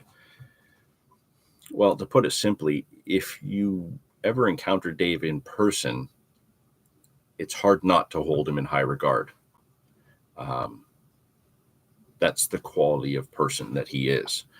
And I don't think I have to say it any further. You've seen the videos that he does. The quality of angler that he is unbelievable as well. He holds Hiroshi in very high regard as well, understandably. The quality of artistry in that fishing equipment that he makes is unmatched, in my opinion. And I've only been using his stuff recently. I've known about him for a long time, and I followed him just because I'm an artist myself, and I love seeing the effort somebody puts in to make something look so amazing. But yes, flat out, if you see somebody as cool as Hiroshi Nishin holding Dave in high regard, yeah, that's amazing. Absolutely. But meet him once. You'll do the same. He's that quality of person, and definitely that quality of angler as well. The one negative about that video is the audio quality at the start when he was driving. Obviously, we know that's one of those things that probably turned a lot of people off from that video. But for those of you who did stick around and actually watch through that, listen to the message and what he was saying, and then watch the rest of the video to enjoy the fishing, that was a really quality video. He really did a great job on that one. It was really a good watch. But we're working on getting him a new mount. I'm gonna figure something out so that he doesn't have to deal with that rattling anymore, because he's had that happen to him a few times. And when you do a quality video, the last thing you want is bad audio. So we know that was not great for that part, but we're gonna fix that for sure. Let's see here.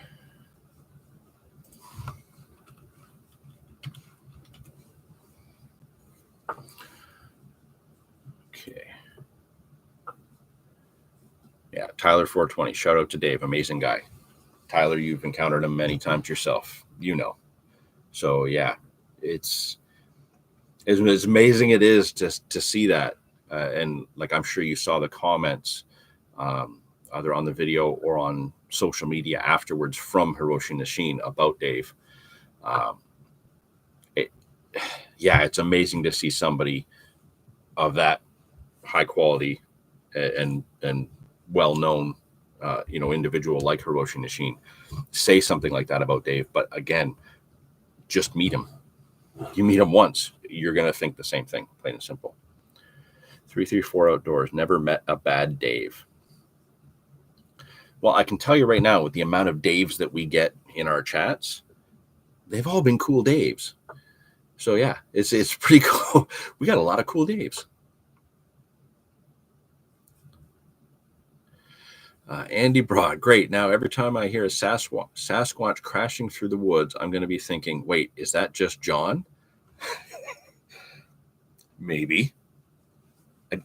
If you've watched the rest of the live, you know I'm going to be doing all this ultralight hiking and camping stuff with my fishing. You never know where I'm going to be. I might be hidden there.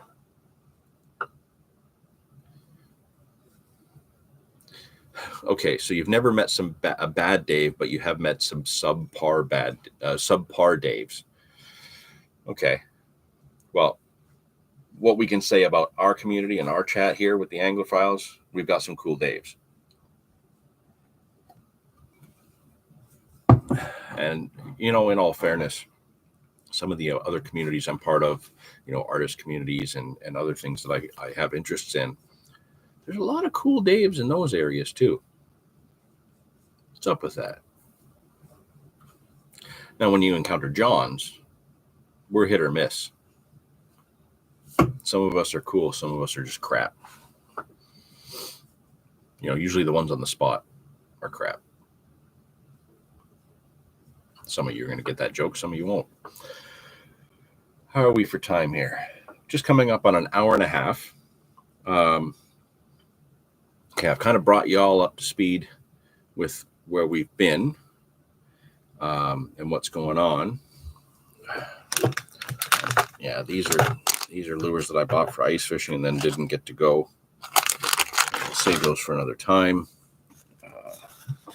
This is part of. Oh yes, I don't know where my shirt is. One of the other things I did get, my my annual renewal of membership to the Canadian Carp Society, obviously just came up recently. So because I register as a pro member, I get the merch pack, and I get a shirt with it. I did get a shirt, but I think the shirt's in the wash because I was wearing it. But I'll just quickly show you some of the other stuff that's in the pro member pack while I have it right here. Obviously, we're going to get the Zero Garbage, Leave No Trace card. Doesn't matter how many times you get this or you get a sticker or something like this. If you order from Carp Kit, quite often you'll get a garbage bag and a Leave No Trace sticker. No matter how many times these go out, the message is always going to be the same. Super important. Make sure you're following that message.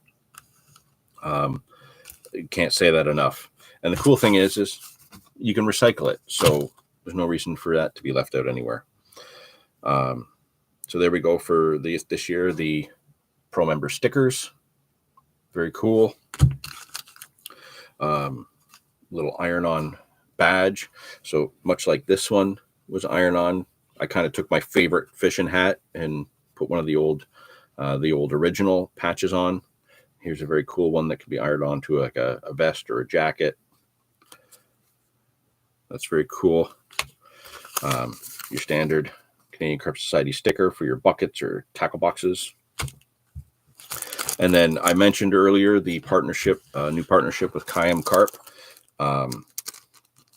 There's a baiting needle in there that we got, which I actually need because You never have enough baiting needles. But there's a rig in here from Kayam Carp.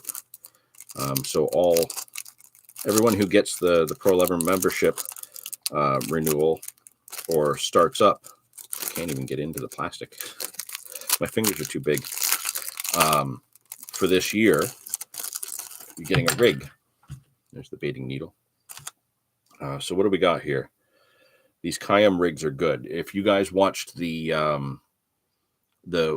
winter campaign I put up last year, so last January, February, the winter campaign.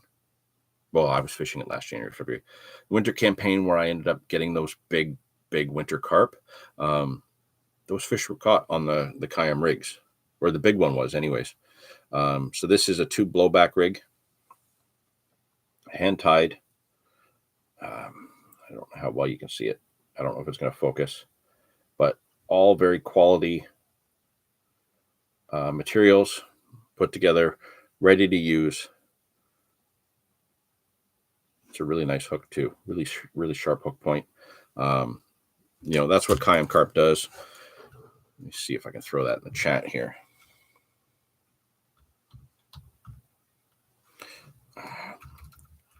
I'll get another window up and I'll get the link for that. But that's part of our membership package, merch package for this year. So that's really cool.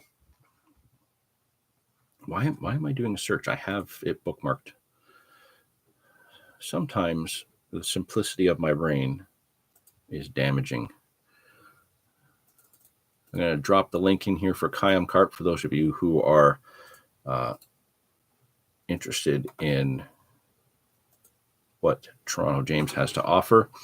He's also introducing some other services. So not just, tied rigs and other tackle tidbits, but potentially some guiding services or online tutorials to learn about some of this stuff.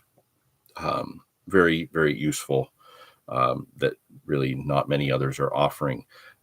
Peterborough Carping Guides is offering that like on the bank. So, depending on where you are in Southern Ontario, one of these guys is going to be able to help you out if you're new to the carp scene. So I just dropped that link in the chat there. But yeah, very cool rig. I've had big fish on James's tackle, so I know it's going to work. So check out Kayam. What we got here?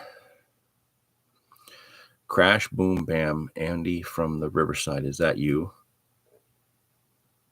Is that you, John? Sasquatch? Roar, Andy. Sasquatch. Burp. Yeah. Yeah, that's kind of how it would go.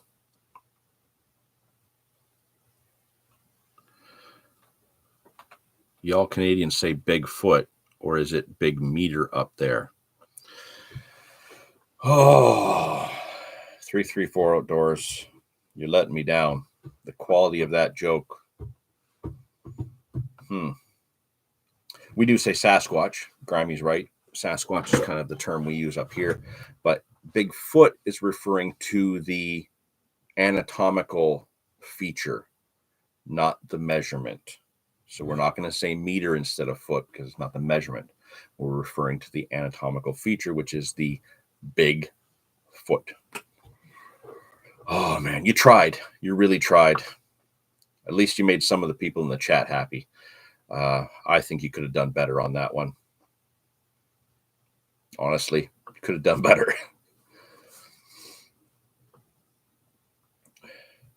Howdy, fishermen and women. I'm new to shoreline fishing on Lake Ontario, so looking forward to the stream.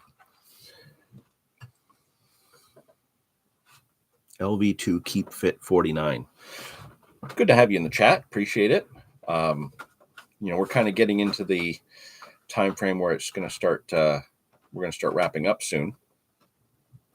But yeah, it's shoreline fishing Lake Ontario it's not easy, but it's not hard if you go at the right times and you pick your spots accordingly. There's definitely lots of opportunities there. I will say this, you're kind of coming in at a lucky time, especially right now. Just below you in the chat, Tyler 420 has a website. It's kind of like a message board forum, like we would have used back in the day. full of information for fishing the region. It's called niagarafishing.net. So if you're not already on board with that, go check that out. You'll probably find a lot more useful information. Oh, my leg cramped up. Ow. A lot more useful information on how to shoreline fish around Lake Ontario and its tributaries. So definitely a lot of information you can get will be there. I don't have a whole lot to offer in terms of information that I can just kind of like go over in our live stream right now. We do have videos on our channel. We have over 300 videos in our library. Some of those videos do have us fishing the shore of Lake Ontario. Obviously, most of them involve the tributaries as well.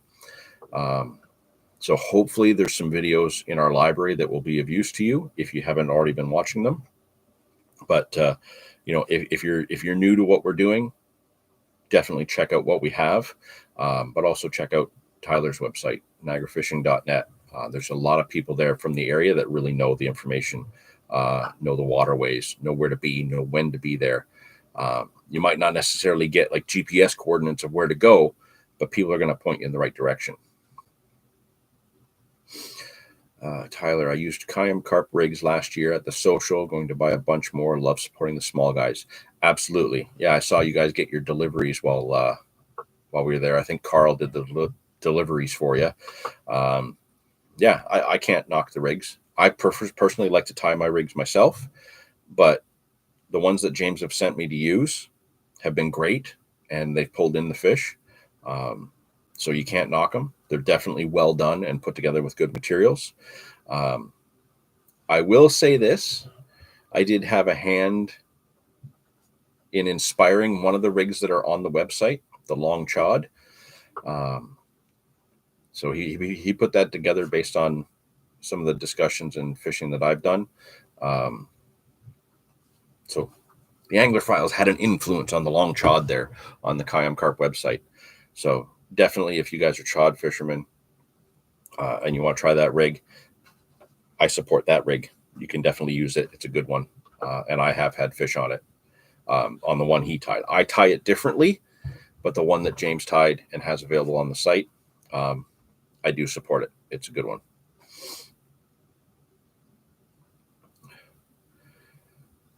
Sorry, John in chat. I'm easily amused. It's fine. It's fine. The whole reason we're here is for, keeping each other entertained, right? You really overestimate my dad joke skill level, and I'm no daddy. Oh my God. Oh my God. Wow.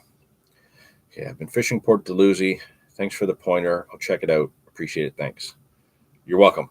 Port Dalhousie's got some great shore fishing opportunities at different times of year for different species. It's a good starting point. You will find that a lot of the regulars that fish that area, quite often, they're not forthcoming with a lot of information, because the more of us that have information, the more of us are in their way. But you will encounter a lot of people there that are cool and will talk to you.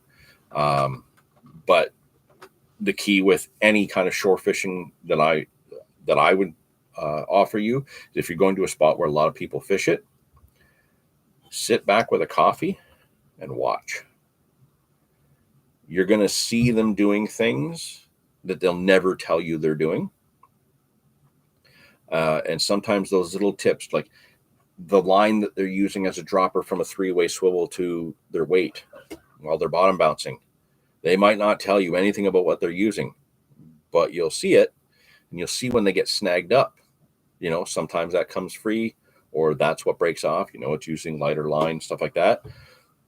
Put in the effort to just see what they're doing, because your observations and what you witness is going to be far more valuable than taking the information from somebody that might not necessarily want you to have it.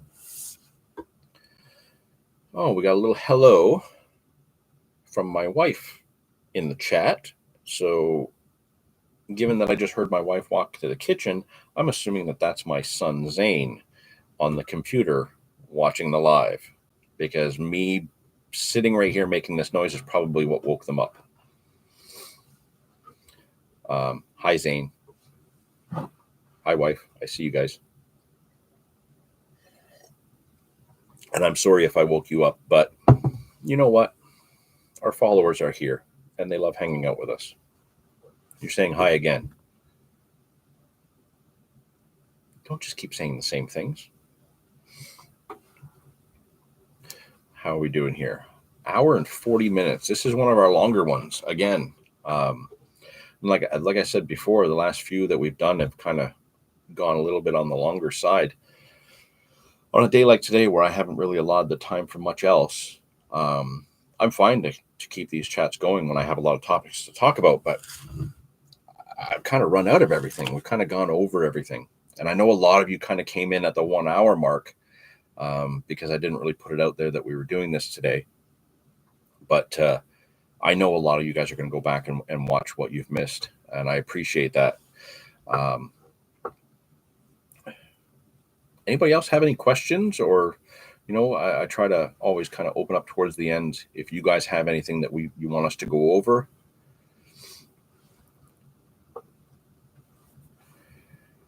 Sorry, this is my first time here, but do you ever talk about reel manufacturers, Daiwa, Shimano, et cetera, spinning reels? Sometimes, depending on the nature of the conversation. When I buy new reels, I usually go over them. If I have interactions that aren't that great, I definitely go over them. If you have a specific question relating to fishing reels, definitely throw the question in there. If it's something I can answer, I will. Or I can put it to somebody in the chat. Some of these guys have a lot of information.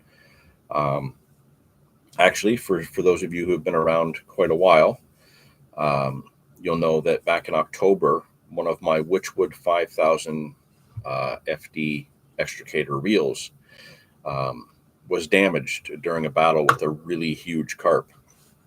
And that reel has been pretty much out of commission. I've made a few attempts to repair it, and I wasn't able to. I think I told you guys what happened. I did get in contact with Lita, the company that owns Witchwood, and I sent them a request for a replacement part because I couldn't find any availability of replacement parts. I received an email back quite promptly, which was great, letting me know that not only are those parts not available as spare parts, but even if they were, they wouldn't send them to me because I'm in Canada. I thought that was kind of dickish because I would have found a way for them to send them to somebody in the UK and then have them sent to me. But the fact that they don't even do them as spare parts was kind of irritating because that part is essential for the handle to work. I've tried using some of the other reels that I have here. I've got a lot of old reels kicking around that have similar parts. Can't make them work. So I do have a replacement reel on the way so I can get a functioning one to finish that set and get them working again. This one will then just end up being a parts reel.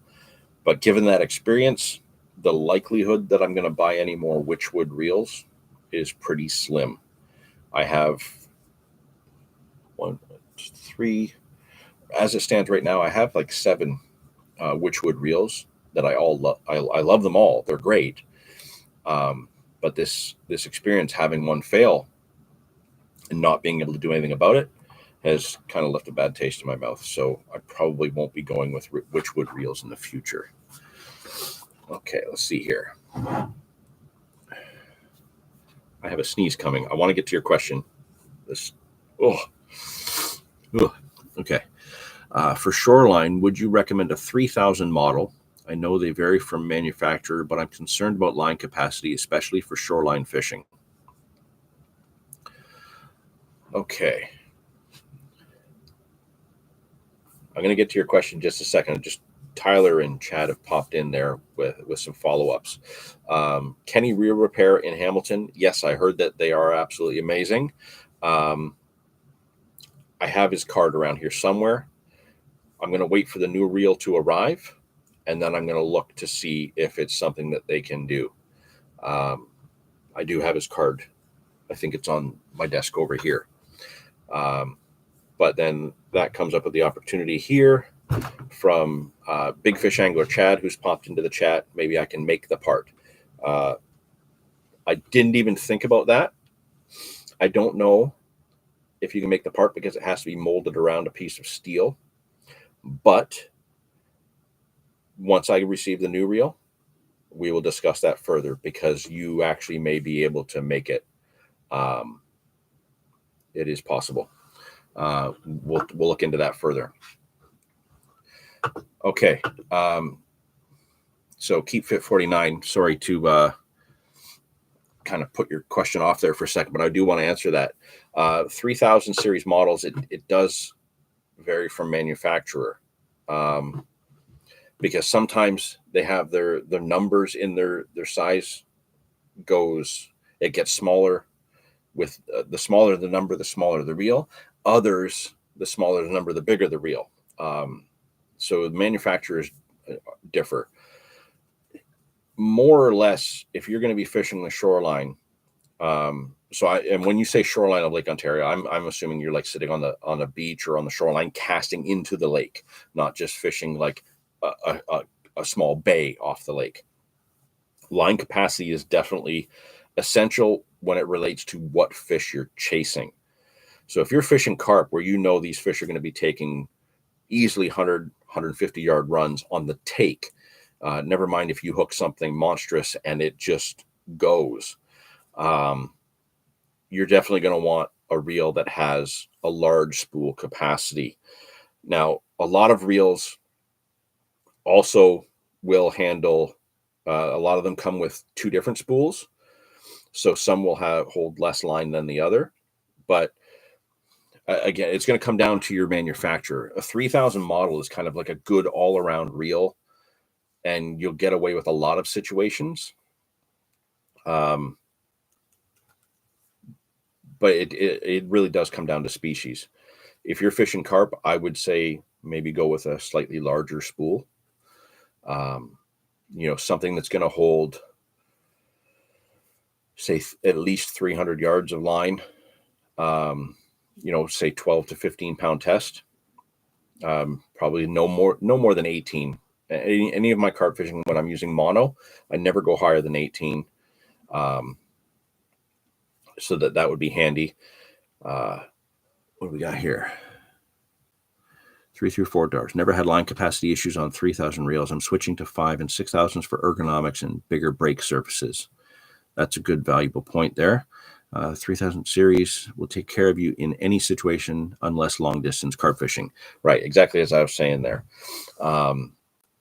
Most situations you're going to be fine. Now, if you're somebody like me, when I'm fishing the lake, I like to cast as far as I can. There's no point, in my opinion, and this is when I'm fishing for carp, or if I want to do long casts for beach fishing for trout or something like that. There's no point in going and fishing this massive body of water out in front of you if you're not going to fish out as far as you can possibly cast. So obviously you want to make sure you have the rod that's going to handle that kind of casting. So I'm going to use the biggest reels that I have, which is my my Witchwood 65S Riots, that hold almost 600 yards of line. Yes, it's overkill in some ways, but if you think about it, a lot of times I'm fishing 100 to 130 yards out, kind of where my casts max out to, around that 120, 130 yard mark. And in some of those situations, those fish take 100, 120 yards right off the bat, as soon as you get that hook in them. So right off the bat, then I'm down, say 200 to 250 yards right at the start. It's very comforting to know I have another 200 or 300 yards of line on the reel. If we were in a situation where I was boating my rigs out and not casting, I'm going to want to put them out even further. What's the point of boating my rigs out if I'm not going to go further than I can cast? So if I want to boat my rigs out 200-300 yards, I want a reel that's going to have the capacity to do that. So it does depend on your scenario, but I think you can see from a lot of these guys, 300 our 3000 series reels are going to be your good all-arounder. They're going to cover most situations. You're going to be getting into more specific scenarios with specific types of fishing or specific species that will dictate you either needing a larger capacity reel or something smaller. You know, if you're fishing a part of the shoreline where there's just a lot of shoreline structure relatively deep near the bank, instead of like a beach scenario, it's more like a rocky drop off. You don't need a reel that big, because you're just going to be casting 30, 40 yards out and fishing more concentrated space. But if you're really just casting out to the abyss, I recommend the larger reels that are going to hold a lot more line. But again, it comes down to the specifics of your scenario.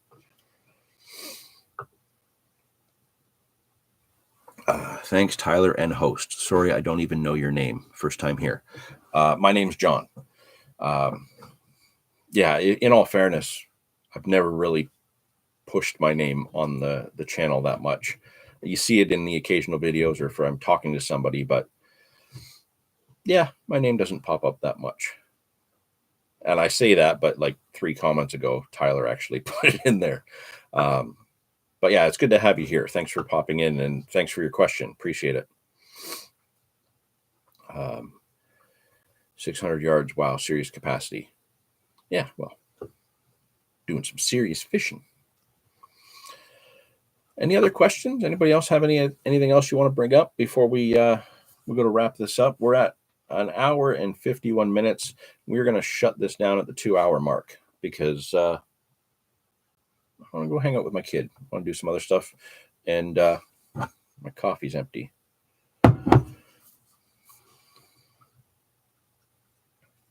Any other questions? Any other comments? Like I said, I have this massive list of ideas of things that I want to do video-wise over the next over this year, and obviously bleeding into subsequent years as well with some of these series. And a couple of these series ideas we haven't brought up yet because we want to wait to get the first episode done before we really let you guys know what we're doing. Mainly because we know that in this particular case, I know that there's a lot of other channels that do watch my videos and don't tend to comment or interact very often. But then all of a sudden we see what they're doing on their channel. Comes like right before I have had the chance to release what idea I talked about in a live. So some of these ideas we're keeping really quiet just because we don't want anybody else doing them before us. Some of them other people have done before us. We just want to put our own spin on it. So we have a few new series ideas that are coming up that you guys will be excited about. That I know for sure. Enjoy the day. Subbed. Thank you. Appreciate it. Tell your friends.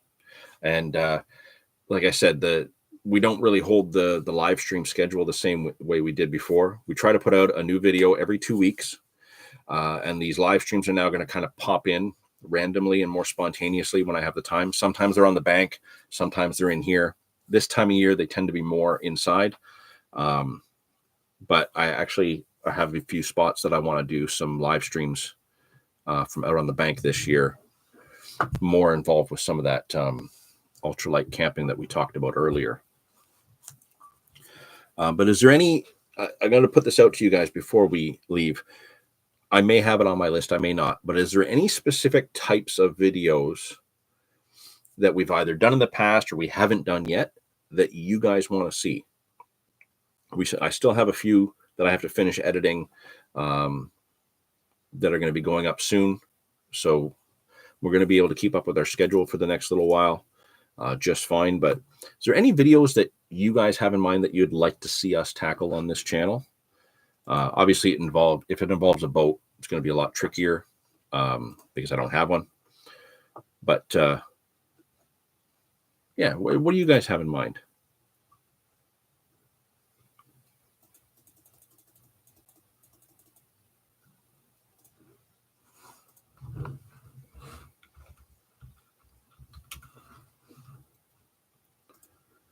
We're gonna get this wrapped up in just about 5 minutes or so. Thank you all for being here. Appreciate it. Really glad you guys all jumped in the chat. Again, love doing this chat. It's what makes it fun. You know, I love to be able to go over the topics and different things that I've been up to and have these discussions. But as you guys have seen, if you've been here for a while, sometimes I'll talk for 25 minutes straight through without stopping. And, you know, I like being able to jump back in and out of the chat here. Wader reviews, maybe. Wader reviews. That's possible. I've used a few different brands, some that have been great, some that are crap. Do a pike video. Man, I have been trying. I did actually, mid-January, I tried to do a pike video. Back in November, I tried to do a pike video. And if you go back over the years, with it, excluding ice fishing, I've tried to do some pike videos. And every time I try to do a pike video, they don't work. You know why they don't work? Because I don't get the damn pike. Pike video is on the list. I think for that one, the spots that I go to for pike, the shore fishing just doesn't work anymore. I think for that one, I might actually have to get in a boat to do. But I'm trying. I am definitely trying. Back in November, I shot probably an hour's worth of footage. I was very specifically trying to go more artsy with it, where there was going to be no talking whatsoever. I was filming, you know, the vehicle pulling up in the parking lot and the cool shots of me like getting out of the car and getting the gear and casting and, you know, the lures hitting the water and moving. Like, I put a lot of effort into the actual filming of it. And I never saw a single fish, pike-wise. Nothing chased the lures. I couldn't get a bite to save my life. I ended up seeing carp everywhere in one of the spots that should have been full of pike, which led me to go back and film the end of the year, beginning of the year carp video that I did because they were there. Man, I want to do a pike video. Trust me, I love catching pike. I always tend to bleed when I catch pike. It's a running gag that the universe is having on me. You can ask Big Fish Angler Chad about that. All the years that we've caught pike together, I can't seem to do it without bleeding, but I do enjoy catching pike. So when I can get a pike video to actually everything falls into place and I catch some, Tyler, you'll be the first to know. All right. Any other ideas? If it's not on my list already, I will add it to it. Wader reviews is a good one. I can get a few people's opinions on that because I have a brand that I just pretty much scrapped not too long ago for a new pair. I think beginning of last year, the end of the year before. I've got some other really cheap ones that I use for specific types of fishing that have been really, really good. And the ones that I had before them were absolute crap. Funny enough, what I'm finding is some of the more expensive ones that I've been getting have been the crap, and the cheaper ones have actually worked out better. So Wader reviews is a good one. Pike video is a good one. It's on my list. Muskie fishing is definitely on my list in two different ways. I talked about one earlier with some of the ultralight camping for the spot that I want to go to. There is another spot that I know of a few that I tend to catch one every year, but I don't catch it on purpose. They just come out of nowhere and I get them. I don't want to give away where that is because I don't want people going there after them, but I'm going to find a way to film it that I can go and deliberately try and catch them on lures, specifically topwater, because I think that'll be the coolest. But I got to film that in a way where people don't know the location, because there's like 4 of them in this spot and they've been there for years and I don't want them to disappear. Okay, if there's no other new comments, again, really appreciate you all being in there. We've hit that 2-hour mark in about 30 seconds. And like I said, if you guys are going to go back and watch the start of this live stream, the first 10, 15 minutes or so are going to be kind of me just fumbling around, getting getting my bearings with what I was doing. Grimy Fishing was in there right away and has been here through the stream. So thanks, Grimy, for just hanging out the whole time. But thank you to all of you who have popped in and interacted, chatted, had questions, all of that. See you in the March live stream. Hopefully the weather will be a little bit better. We are, 2 weeks away from the time change, daylight savings time, and we're only like 3.5, 4 weeks away from the first day of spring. So you never know. The next live stream might fall on a day that I'm on the bank. I have a whole new plan for my data on my phone. I got my power pack, everything's set up. So as soon as I can do a live stream from the bank, I'm going to. Otherwise we'll be in here just kind of getting caught up with everything else we've been doing. So great to see you all. Thank you all for hanging out and chatting. Really appreciate it. Thank you to all of you new people who have been popping in the chat there, new subscribers, new people interacting. Thank you to all of you who have been putting the comments on the videos, definitely showing a lot of love for Dave. Really appreciate that. He deserves it. We got more videos coming. I've got more to edit, and we've got more stuff to keep up with our regular schedule. So stay tuned for the next videos, and we'll see you on the next live stream. Thank you all.